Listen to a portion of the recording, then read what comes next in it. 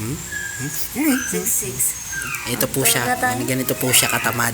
Tapos sasabihan niya ako ang tamad. Di ba? Galing nitong babaeng ito. Nantok na, pagod na yung baby ko. Yan. Lagi niya pong kinakatwiran yung anak namin.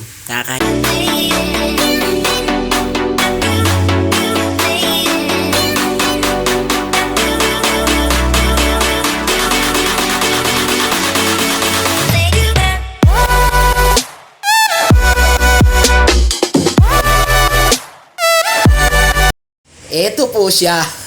Ang ginagawa niya araw-araw.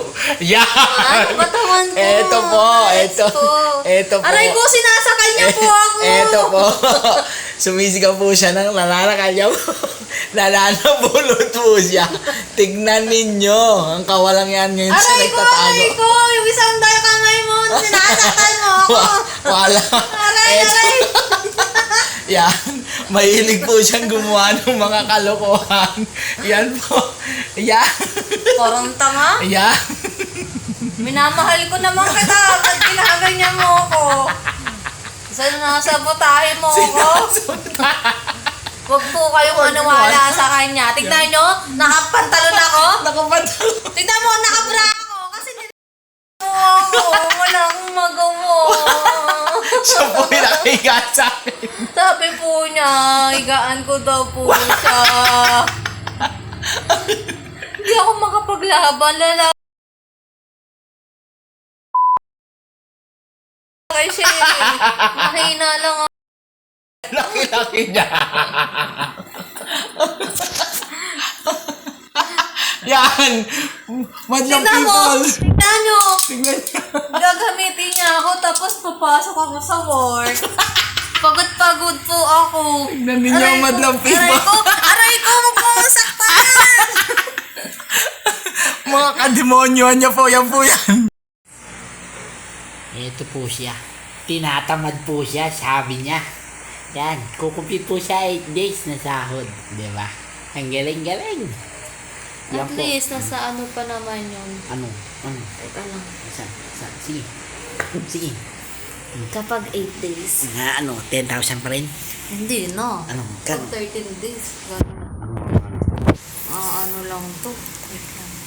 Okay na yun. Basta may pambayad tayo ng 5-5. Hindi, meron pa naman ako $100 eh. Yan, $100 pa ako doon. Tayo na kaya pa. 6'6". Kaya pa, be. Ano pa? Kaya... 6'6". Ito po siya. Ganito po siya katamad. Tapos sasabihan niya ako ang tamad.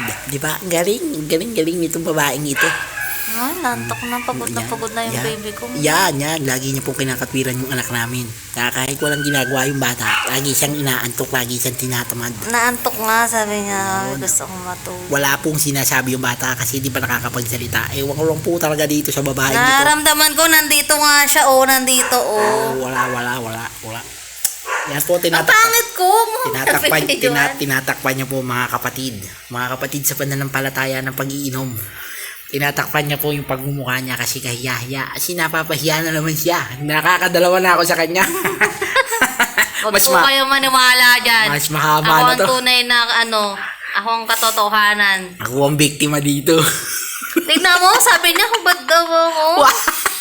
Hindi ko naman mapigilan. Sabi niya ho mga kapatid, alas 11. Ikutin natin ang camera natin mga kapatid, ha? Ikutin natin. Saglit lang. Ano tayo?